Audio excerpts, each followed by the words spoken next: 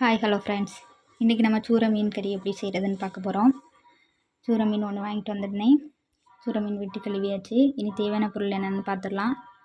தேங்காய், நல்ல மிளகு, கொத்தமல்லி பொடி, மஞ்சப்பொடி, மிளகு பொடி, உள்ளி, தக்காளி வேணால் தக்காளி சேர்த்து அரைச்சிக்கலாம். அப்புறம் புளி, பச்சை மிளகு, முருங்கைக்காய், மாங்காய் சேர்த்துருக்கனால நான் இதில் தக்காளி சேர்க்கலை. நம்ம தேங்காவை அரைச்சி வச்சுக்கிட்டோம். நெக்ஸ்ட் நம்ம மண் சட்டியில் தான் இன்றைக்கி மீன் கறி வைக்க போகிறோம். வாங்க எப்படி செய்வோன்னு பார்க்கலாம். ஃபர்ஸ்ட் நம்ம தேவையான அளவு எண்ணெய் ஊற்றிக்கலாம். எண்ணெய் ஊற்றி எண்ணெய் காஞ்சினா கடுகு போட்டுக்கலாம். கடுகு போட்டு முடிச்சுனே வத்தல் 2 பிச்சு போட்டுக்கலாம். உள்ளி தக்காளி வேணாலும் நம்ம அதில் ஆட் பண்ணிக்கலாம்.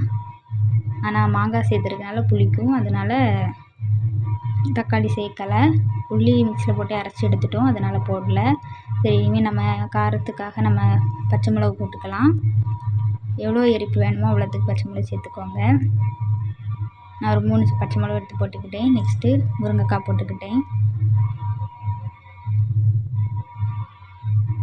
இனி மாங்காயெல்லாம் போட்டு நம்ம நல்லா வதக்கிடலாம். லைட்டாக கொஞ்சம் வெந்து வந்த பிறகு நம்ம அரைச்சி வச்சு அரைப்பை போட்டுக்கலாம்.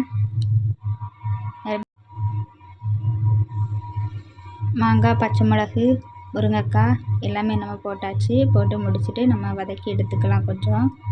கொஞ்சம் வேகிற வரைக்கும் நம்ம நல்லா வதக்கிடலாம். சிம்மில் வச்சு வதக்கணும்.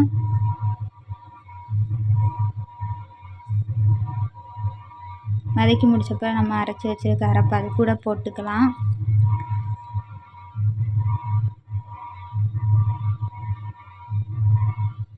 போட்டு முடிச்சுட்டு நல்லா கிண்டி விட்டுக்கலாம்.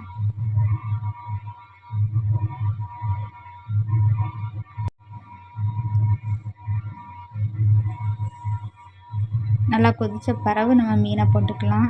அது வரைக்கும் கொதிக்கட்டு.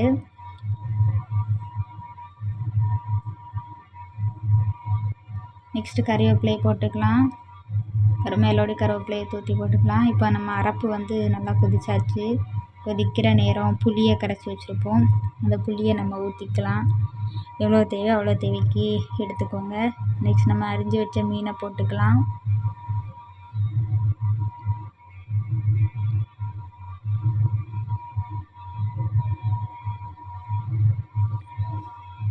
மீன் போட்டு முடிச்சாச்சு. இனிமேல் அது நல்லா வேக விட்டலாம்.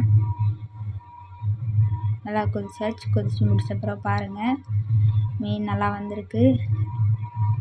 இவ்வளோ தான். இந்த மீன் கறி பிடிச்சிருந்தா லைக் பண்ணுங்கள், ஷேர் பண்ணுங்கள், சப்ஸ்கிரைப் பண்ணுங்கள்.